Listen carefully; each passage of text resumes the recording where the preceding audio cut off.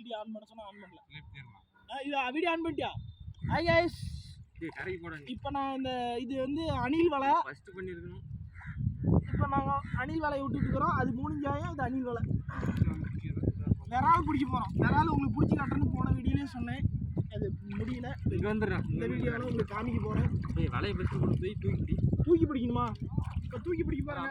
Last round. மீன் மாட்ட போதே எகறனால தப்பிக்கிறோம். தப்பிக்க பட்டிக்கடா. கால் இந்த கால் வெல்ட் பிடிப்பாங்க கால். எகறனால தப்பிக்கிறதுக்கு வழி இல்ல. செம்மையா மாட்ட போகுது. ஏகப்பட்ட ஜிலேபி இருக்குங்க. ஏகப்பட்ட ஜிலேபி இருக்குது. அதை பிடிக்க போறோம். அதை எடுத்து விடுறோம்பா. அந்த பச்சை பந்து எடுத்து விடு. மேல இருக்கு மாட்டிட்டு. Okay okay. இப்போ நான் கடைசி ரவுண்டுங்க. மீன் ஏகப்பட்ட தாண்டி எகற போகுது. ஏகப்பட்ட தூக்கி பிடிச்சாங்க.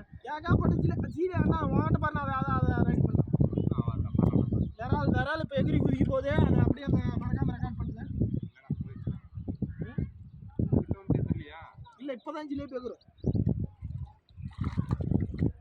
கடைசியாக அவங்களுக்குமா ஏகப்பட்ட ஜிலேபி இருக்குங்க.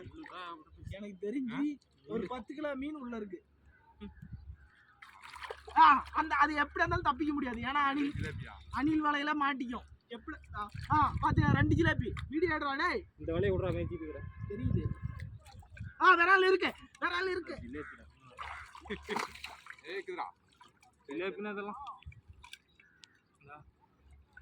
அவ்வளோ பார்த்து குதிக்கிறதா அந்த வாரத்து வரைக்கும் போக மிச்சு வலையை வெளியே அழுத்தி விடுச்சு.